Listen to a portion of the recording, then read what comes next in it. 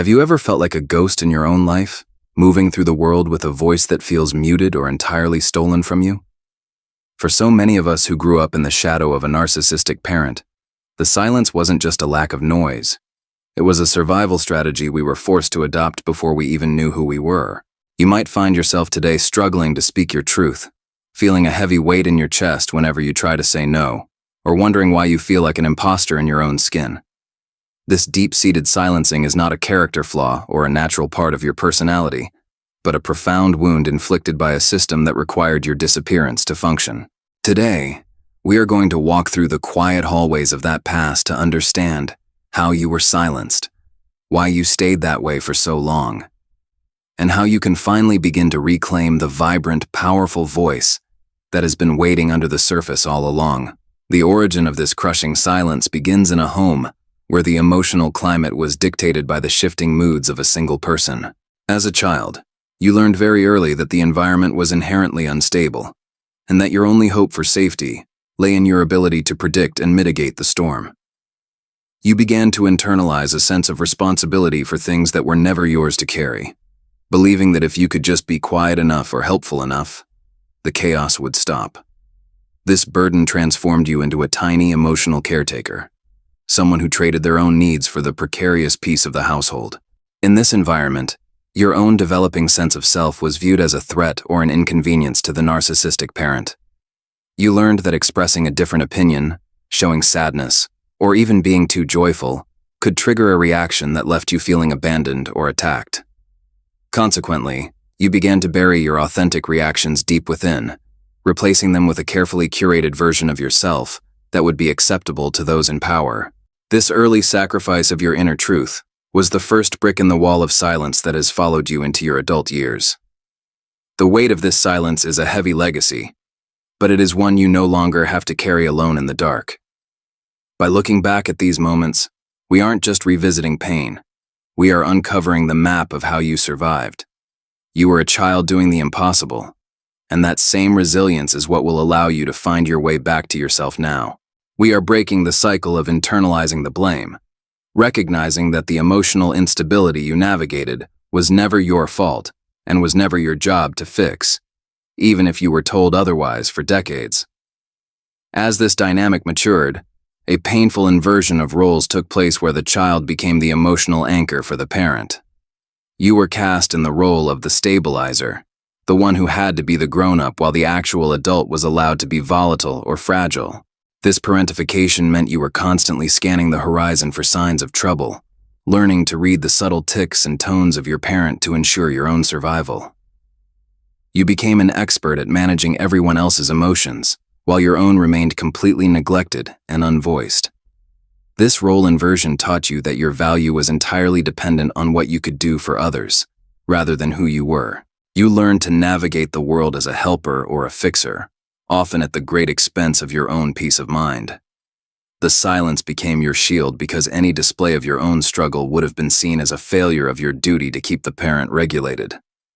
You were forced to grow up far too soon, losing the chance to simply be a child who was cared for and protected. Living as the stabilizer meant that your own internal world became a secondary concern, a place you visited less and less as the years went by. You became so adept at reading the room that you lost the ability to read your own heart. This pattern of role inversion creates a deep sense of isolation, as you feel you must always be the strong one, the one who doesn't need anything from anyone. It is a lonely way to exist, but it is a pattern that can be unlearned as we begin to recognize that you are allowed to have needs of your own. When we look at these patterns through a psychological lens, we see mechanisms like hypervigilance and parentification at play, though they feel much more personal than any clinical term. Hypervigilance is that constant state of high alert, the way your body remains braced for a blow even when the room is empty. It is a survival response that was once necessary, but now keeps you trapped in a loop of anxiety. You aren't just jumpy or nervous. You are living in a body that still thinks it is in the line of fire, waiting for the next emotional explosion to occur. This survival response is what makes you so sensitive to the moods of others today, often feeling responsible for their happiness even if they are strangers. You learn to be a human radar, picking up on the slightest shifts in energy because, in your childhood, Missing those signs could be dangerous. This heightened sensitivity is a testament to your intelligence and your will to survive, but it also means you are constantly exhausted from the effort of managing things that aren't yours to control. It is a wearying way to live, always waiting for the other shoe to drop. By naming these mechanisms, we take away some of their power over us. Understanding that your tendency to over-explain or your fear of conflict is actually a survival response allows you to treat yourself with more compassion. You aren't broken. You are adapted to a very specific and difficult environment. Recognizing this allows you to start turning down the volume on that hypervigilance, slowly teaching your nervous system that you are safe now and that you no longer need to be the sentinel for everyone else's emotions. As you move through these stages, your identity began to form around a mask designed to please and protect. This performer identity was created to ensure you remained useful or invisible, whichever was required at the moment. You became a master of self-disappearance, tucking away the parts of yourself that were too much or not enough, until you weren't sure what was left of the real you. The mask was so convincing that even you began to believe it was the only version of you that existed or deserved to be seen. This performance was a life-saving measure, a way to navigate a world where being authentic was a liability. You learned to mimic the behaviors that brought the least amount of conflict, often becoming a high achiever or a perfect student just to stay under the radar. However, the more you polished the mask, the further away the real you drifted, feeling increasingly disconnected and hollow. You were performing for an audience that could never be truly satisfied, leaving you feeling like a stranger in your own skin. Reclaiming your identity requires the slow and often frightening process of letting that mask slip. It means acknowledging that the performer was a brave version of you, but one that is no longer required for your safety. You are allowed to be messy, to be uncertain, and to have opinions that don't align with what others expect of you. Finding the real you beneath the performance is the work of a lifetime, but it begins with the simple realization that you are more than the roles you were forced to play to survive your childhood. Before we go any further, I want to take a moment to speak directly to you, the person who has lived through this silence for so long. Does it ever feel like you are screaming in a soundproof room, where no matter how much you try to express your pain, it feels like no one is truly listening? If you've ever felt like your voice was taken away by someone who should have protected it, please know that you are seen here. I would love for you to take a small but powerful step by typing, "I am finding my voice," in the comments below. Sharing this simple phrase helps us all realize that we aren't alone in this journey of reclamation, and that our stories matter. Beneath the adult exterior and the performer's mask, there remains the silent wound of the inner child. This part of you is still waiting for the validation, the safety, and the love that was never provided. The inner child carries all those unmet needs, the questions that were never answered, and the tears that were never allowed to fall. They are the ones who feel the most silenced, as their very existence was often seen as an inconvenience to the narcissistic parent who demanded center stage at all times. This inner child often manifests in your adult life as a sudden wave of intense emotion, or a feeling of smallness when you are confronted with authority. It is the part of you that still feels like a little kid waiting to get in trouble, even when you have done nothing wrong. The wound is not just about what happened in the past, but about the ongoing lack of care for that vulnerable part of yourself in the present. We often spend our lives trying to run away from this child, not realizing they are the key to our healing. To heal this wound, we must stop ignoring the quiet whispers of our younger selves. It involves acknowledging the pain of that child who was told they didn't matter and beginning the process of telling them that they finally do. By creating a safe space within yourself for this child to finally speak, you start to bridge the gap between the performer and the authentic self. This is a tender process, requiring patience and a willingness to sit with the grief of what was lost, but it is the only way to become truly whole. These childhood patterns don't disappear when we blow out the candles on our 18th birthday. They follow us into adulthood in profound ways. In your relationships, you might find it nearly impossible to trust others, always waiting for the moment they will turn on you or use your vulnerability against you. You might struggle with self-worth, constantly seeking external validation because you never learned how to provide it for yourself. The silence of your childhood becomes the wall you build around your heart as an adult to keep from being hurt again. Adult manifestations also appear in how you handle rest and productivity. You might feel a deep sense of guilt when you aren't being useful, as if your right to exist is tied to your output. This is a direct echo of the childhood requirement to be a performer or a caretaker. Even your emotional regulation can be affected, as you either feel everything with an overwhelming intensity or feel nothing at all, having learned to numb yourself to survive the emotional volatility of your home. Recognizing these patterns in your current life is not about blaming yourself for having them, but about understanding where they came from. When you see your difficulty with boundaries or your fear of speaking up as a legacy of your upbringing, you can start to address them with more grace. You are navigating the world with a map that was drawn for a different, much more dangerous territory. Healing involves updating that map so you can finally move through your adult life with a sense of safety and agency that you were never allowed before. The reason we struggle so much to break these ties is rooted in our biological need for attachment. As children, we are hardwired to seek connection with our caregivers because our very survival depends on it. When that caregiver is narcissistic, the child is forced to make a tragic trade. They must sacrifice their authenticity to maintain the attachment.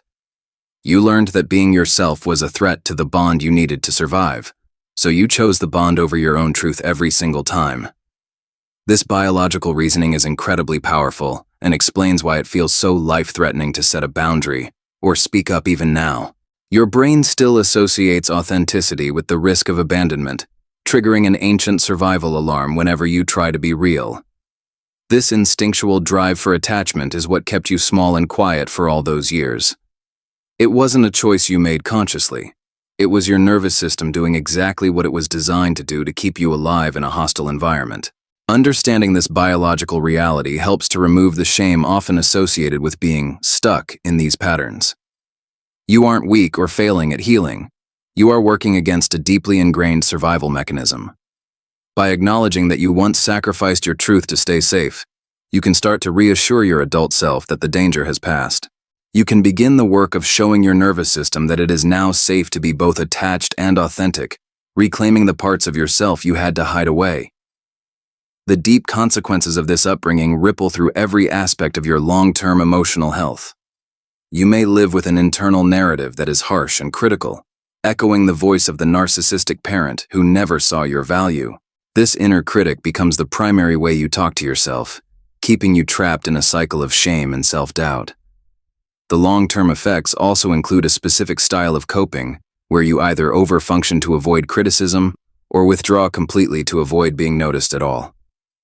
Relational effects are often the most painful consequence, as you find yourself drawn to similar dynamics in your adult partnerships.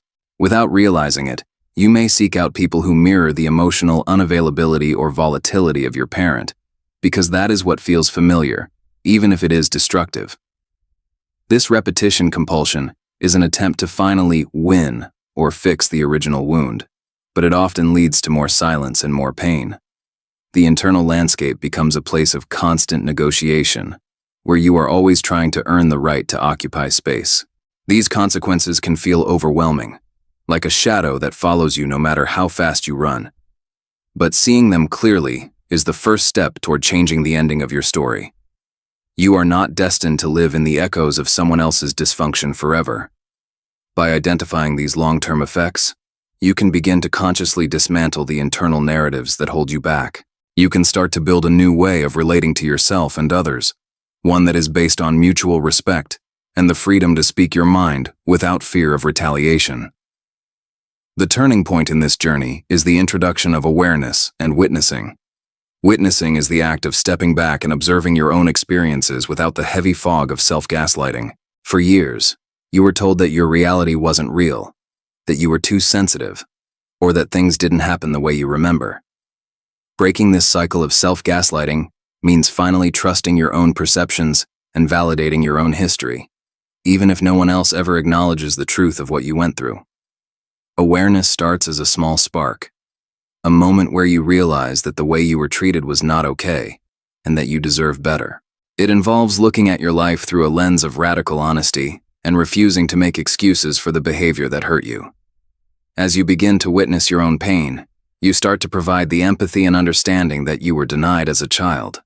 This internal witnessing is the foundation of healing, as it restores your status as the primary authority on your own life and your own feelings. This process can be destabilizing at first, as it requires you to challenge the very foundations of your identity and your family history.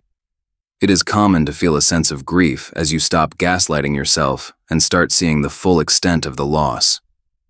However, this clarity is what sets you free. When you stop trying to convince yourself that the silence was for your own good, you can finally start to speak the words that have been stuck in your throat for a lifetime. You are becoming the witness you always needed, but never had. Even as we grow and achieve success, many of us carry the wound of the high-functioning adult. On the outside, you might appear to have it all together.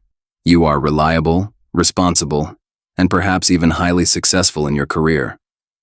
But underneath that polished exterior, you are still operating from a place of survival, driven by a chronic sense of responsibility and a fear of letting anyone down. This high-functioning state is often just a sophisticated version of the childhood caretaker role, where you continue to suppress your own needs to maintain the illusion of being okay. This chronic responsibility is exhausting because it is fueled by the belief that if you stop for a single moment, everything will fall apart. You may find it nearly impossible to truly rest or to enjoy the fruits of your labor because your worth is still tied to your utility. Emotional suppression becomes a habit, as you feel you don't have the right to be upset or tired when you have worked so hard to build a stable life. The high-functioning adult is often the most silent of all, as their competence hides the depth of their ongoing struggle. Healing for the high-functioning adult involves learning that your value is not a result of your achievements.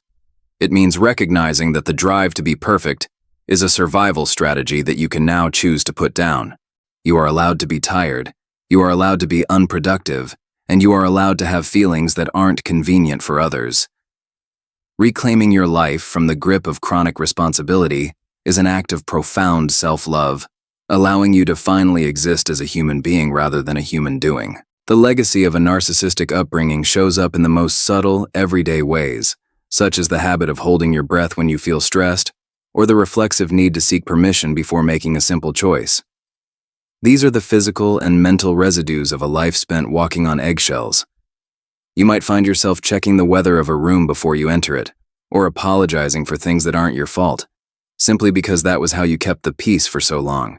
Recognizing these patterns is a vital part of seeing how deep the roots of the silence actually go. Seeking permission is a particularly sticky habit, as it reflects the early lesson that your own desires and decisions were subject to the approval of another. Even as an independent adult, you might feel a strange hesitation before doing something for yourself, as if waiting for a green light that will never come. This internal barrier prevents you from fully stepping into your own power and living a life that is truly yours.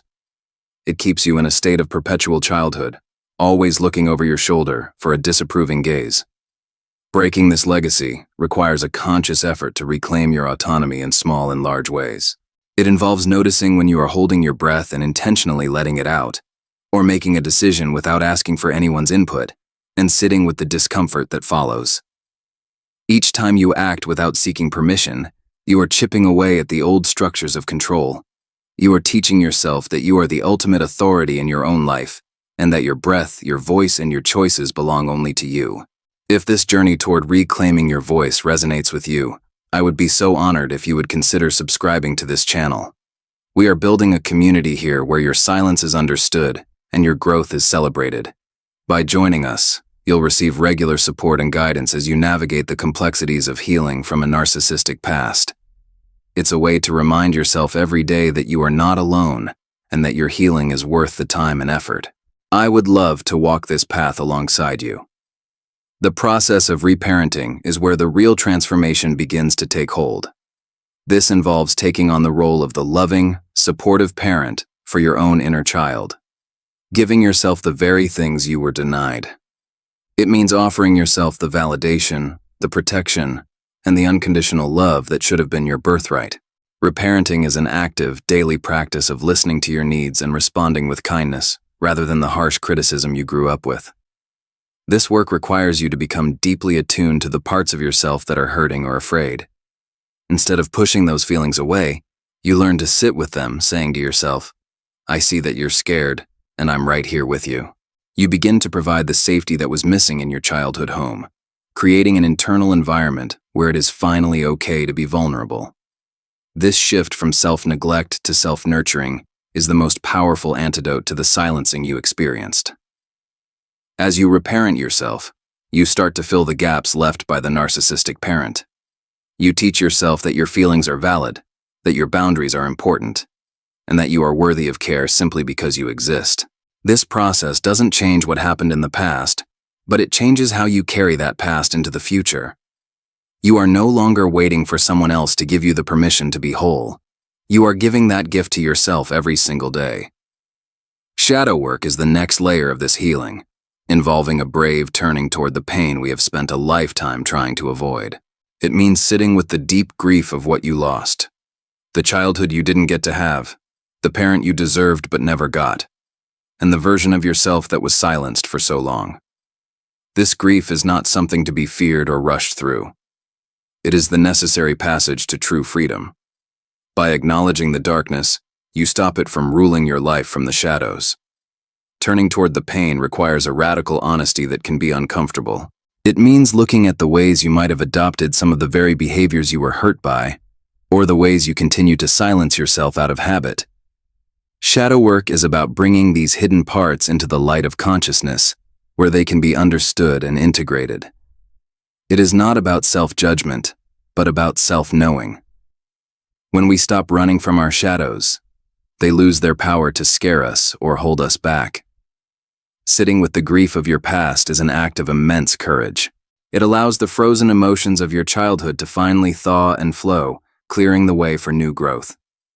This process of integration means that you no longer have to split yourself into the good performer and the bad, hidden self. You become a person who can hold both the pain and the beauty of their story, recognizing that all of it has contributed to the person you are today. The silence is replaced by a rich, complex, and authentic inner life. In your adult relationships, these patterns often show up in concrete and painful ways.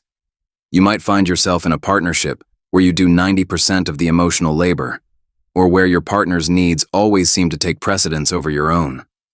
You may struggle to express a disagreement, fearing that any conflict will lead to the end of the relationship. These are real-world examples of how the old silence continues to play out, keeping you in a state of emotional debt and constant anxiety. You might also notice a tendency to attract people who require fixing, or who take advantage of your deeply ingrained caretaker instincts. This can lead to a cycle of burnout and resentment, as you give until you have nothing left and still feel like it isn't enough. On the other hand, you might be the one who pushes people away before they can get too close, using silence as a weapon of self-protection. Recognizing these dynamics is essential for breaking the cycle and building healthier, more reciprocal connections. Changing these relational patterns starts with the slow work of setting small boundaries. It means speaking up when something bothers you, even if your voice shakes. It means choosing to spend time with people who respect your voice and who don't require you to disappear for the relationship to work. As you practice being more authentic in your connections, you will find that the people who truly care for you will welcome your voice, while those who only valued your silence will naturally drift away, making room for more genuine love. At the heart of this work are some foundational questions that we must ask ourselves. What did that inner child truly need that they didn't get?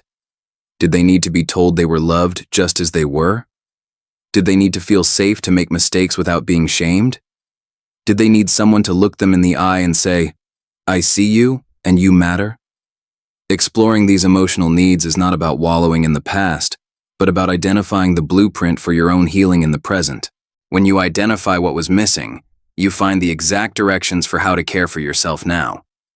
If you needed to feel seen, you can practice being more visible to yourself and others. If you needed to feel safe, you can focus on building a life that provides that security. Asking these questions allows you to move from a place of vague dissatisfaction to a place of targeted, effective self-care. It turns the silence into a conversation between your adult self and your younger self, a dialogue that is built on compassion and truth. These needs are not too much, and you were never too demanding for having them. They are basic human requirements for healthy development. By acknowledging them now, you are validating the child who was told their needs were a burden. You are reclaiming the right to have needs and to have them met. This is a profound shift in consciousness, moving from a survival mindset where you take whatever crumbs are offered to a thriving mindset where you know you deserve a full and nourishing life. Transformation occurs when you begin to see new patterns emerging in your daily life. You start to feel a sense of internal safety that isn't dependent on the moods of others. You find that setting a boundary doesn't feel like a declaration of war, but like an act of self-respect. Authenticity begins to feel more natural than performance, and you find yourself speaking your truth with a clarity that surprises even you. This is the stage where the silence finally begins to break, replaced by a voice that is steady and sure. These new patterns are the evidence of your hard work and your resilience. You may find that you no longer feel the need to over-explain your choices or apologize for your existence. You begin to trust your own instincts and to make decisions that align with your true values, rather than the expectations of others. The weight in your chest starts to lift, and you find that you can breathe more deeply and easily than you ever thought possible. This is the reclaiming of your identity, the moment where you finally step into the light. Authenticity is not about becoming someone new. It is about uncovering the person who was there all along. It is the return to the self that existed before the silence was imposed. As you embrace this transformation, you will find that you have a new capacity for joy, for connection, and for peace. You are no longer a ghost in your own life. You are the author of your own story, and you are finally writing it in your own beautiful, unique voice. There is a profound truth in the idea that we are not what happened to us, but what we choose to become. As we integrate these lessons, we can draw strength from the collective wisdom of those who have walked this path before us. It has been said that the wound is the place where the light enters you, and while the pain was never your fault, the healing is your great opportunity. This consciousness allows us to see our struggles not just as a source of shame, but as the raw material for a life of deep meaning and empathy. Healing is not a destination where you suddenly become perfect and free of all your old triggers. It is a process of reclaiming your identity, piece by piece, from the hands of those who tried to define you. It is about becoming whole, not by erasing the past, but by integrating it into a larger, more compassionate understanding of yourself. You are reclaiming the parts of you that were shamed into hiding, and in doing so, you are becoming a person of incredible depth and strength. As you move forward, remember that you are not just a survivor. You are a person who has the capacity for immense growth and transformation. Reconnecting with your inner child and your authentic voice is the work of a lifetime, but it is the most rewarding work you will ever do. You are becoming a person who is whole, integrated, and empowered. Someone who can look back at the silence and say, I am not that person anymore. I have found my voice, and I am finally ready to use it. We have traveled a long way together today, from the quiet, fearful hallways of childhood to the bright, open spaces of your own empowered adult life. Becoming whole is not about being cured of your history, but about learning to live with it in a way that no longer limits your future. It is about the beautiful, quiet moment when you realize you no longer need to check the room for permission to breathe or to speak. You have done the hard work of looking into the mirror of your past and deciding that you are worthy of a different kind of life. One where your voice is heard, your needs are honored, and your presence is celebrated. This journey of integration is the ultimate act of reclaiming your power from those who sought to diminish it. By reconnecting with that silenced child and giving them a safe place to finally rest, you have changed the trajectory of your entire life. You are moving into the world with a new sense of groundedness and a deep, unshakable trust in yourself. The silence that once felt like a prison has been transformed into the space where you can now hear the clear, resonant sound of your own truth. As you step into this next chapter, carry the knowledge that you are resilient, you are capable, and you are profoundly loved by the person who matters most: yourself. You have reclaimed your voice from the narcissist, and it is a voice that is full of wisdom, compassion, and strength. Go forth with your head held high, knowing that you are finally free to be exactly who you are. Your story is your own. Your voice is your own. And your future is wide open and waiting for you to fill it with the sound of your own beautiful, authentic life. Would you like me to expand on any specific part of this narrative, or adjust the emotional tone for a different psychological focus?